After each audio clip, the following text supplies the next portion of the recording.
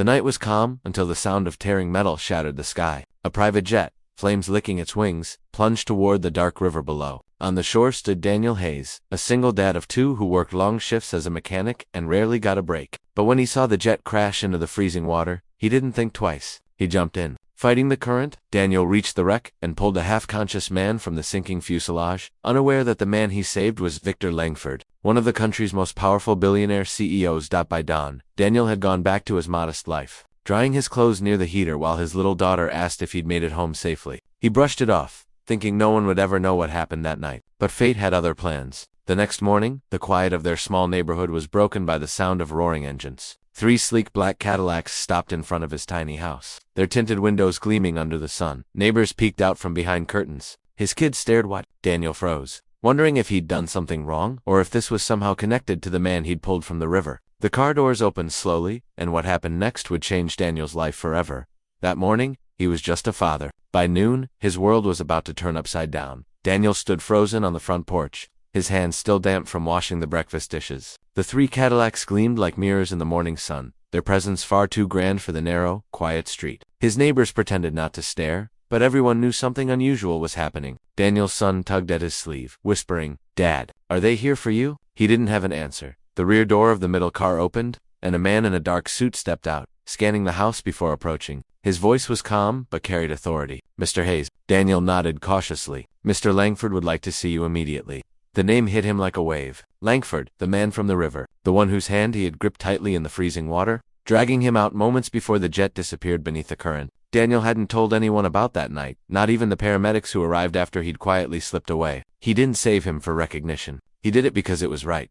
Now, standing there in his old flannel shirt and work boots, he couldn't understand why a billionaire's people were parked outside his home. Was this gratitude? Or something else entirely? He glanced back at his kids, their small faces pressed against the window, and felt a chill run down his spine. Something about this didn't feel like a simple thank you. It felt like the beginning of something far bigger and far more dangerous. Daniel followed the suited man into the Cadillac, the hum of the engine filling the uneasy silence. Through the tinted glass, his small house faded behind him, his children waving from the window. He forced a smile, hiding the storm of questions spinning in his mind. The ride felt endless, winding through the city until they reached a towering glass building marked Langford Industries, a place Daniel had only seen on the news. Inside, everything gleamed: marble floors, walls lined with art, and assistants who spoke in hushed tones. When he was finally led into a private office, Victor Langford stood there, leaning on a cane, a faint scar visible near his temple. He looked nothing like the broken man Daniel had pulled from the river. His voice was steady, almost too calm. "You weren't supposed to be there that night,"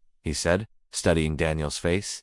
Daniel frowned. "I was just helping." Victor gave a thin smile. "And now you're part of something you don't understand." He handed Daniel a small envelope. Inside was a photo of the wrecked jet, half submerged, surrounded by investigators. Scribbled across it were words that made Daniel's stomach twist. "They know someone survived." Before Daniel could ask what that meant, Victor's assistant entered, whispering something urgently in his ear. The billionaire's expression changed instantly, tense, alert. "You need to leave, now," Victor said quietly. "For your safety and your children's." Daniel stepped back, heart pounding. "What's going on?"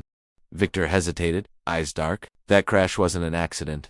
Daniel felt his pulse race as Victor's words echoed in his head. "That crash wasn't an accident." The air in the office seemed to thicken. Before he could respond, the lights flickered once, then steadied. Victor's assistant moved quickly to the window, pulling the blinds shut. "They found out he's alive," she whispered, her tone sharp with fear. Victor turned to Daniel. "Listen carefully. The people behind that crash wanted me gone, and now they'll come after anyone who knows the truth, including you." Daniel tried to make sense of it all. He was just a mechanic, a single dad trying to raise 2 kids. How could he be part of something like this? "Why me?" he asked. "I don't even know anything." Victor's gaze hardened. "Because you saved me, and someone saw you." A chill ran down Daniel's spine. The room suddenly felt smaller, the silence heavier. Victor reached into his desk drawer and pulled out a small black key. "Take this," he said. "If something happens to me, give it to the police, but only to a man named Keller. He's the only one I trust." Before Daniel could ask who Keller was, a loud crash shook the building. Alarms blared and smoke began to seep through the hallway. Victor's assistant shouted for them to move.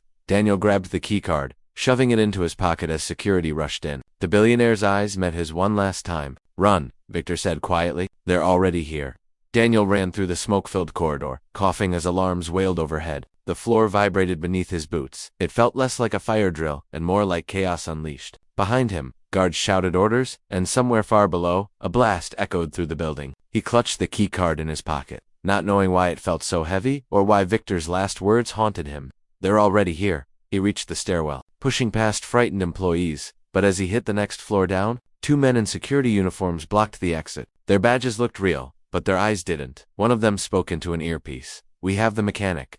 Panic surged through Daniel. How did they know who he was? He ducked back, darting into an office and slamming the door behind him. Through the glass wall, he could see black SUVs pulling up outside the building. Whoever these people were, they weren't there to rescue anyone. They were cleaning up. Then his phone buzzed, an unknown number. Against his better judgment, he answered. A low, calm voice came through. "Mr. Hayes, you have something that belongs to us. Hand over the keycard, and your children won't be touched."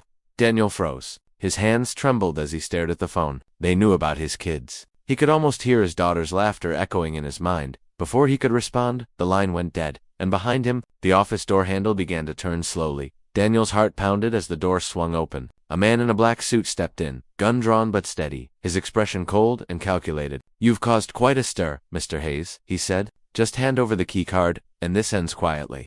Daniel's mind raced. His kids? Their safety? He couldn't let anything happen to them. But then, from the corner of his eye, he spotted movement. Victor Langford, limping through the smoke, alive and defiant. "Don't give it to him," Victor shouted, his voice hoarse but strong. The agent spun around just as Victor hit a hidden switch on the wall. A security panel slid open, revealing a small camera and flashing red lights. "Everything you've done is being recorded," Victor said. "You're finished." The man hesitated, realizing too late that the billionaire had set him up. He lunged toward Victor, but Daniel reacted faster, tackling him to the ground. The gun clattered across the floor as security forces burst in. This time, the real ones. Within moments, the attackers were surrounded. Victor turned to Daniel, breathing heavily. "You just saved my life. Twice." Daniel tried to smile, still catching his breath. "Guess we're even now." But before Victor could reply, a nearby monitor flickered on, showing a live feed of another man in a boardroom, someone Daniel didn't recognize. He looked straight into the camera and said, "Langford survived. Plan B begins now." Victor's face went pale. The danger wasn't over. It had only just begun. The days that followed felt like a blur. Investigations spread across the news, the plane crash, the sabotage, and the shadowy board members behind it all. Victor Langford's company was shaken, but not destroyed. With the evidence hidden inside the keycard, authorities uncovered a massive scheme that had been buried for years. Daniel found himself at the center of it, not as a suspect, but as the man who had risked everything to bring the truth forward. When the dust finally settled, Victor visited Daniel's small house again, this time without guards or cars. He greeted the children warmly and handed Daniel an envelope. Inside was a letter of gratitude and something more, a new job offer at Langford Industries Research Division, along with a college fund for both of his kids. "You didn't just save my life," Victor said quietly. "You reminded me what it means to have one worth living." Daniel smiled, humbled and a little overwhelmed. He didn't want fame or money, only peace. That night, after putting his kids to bed, he stood outside under the stars, thinking about how one choice, one moment of courage, had changed everything. He had jumped into a river to save a stranger, but he came out saving himself too from the quiet weight of ordinary days and forgotten dreams. As the world moved on, Daniel knew life would never be simple again, but it would always be real, and finally, his own.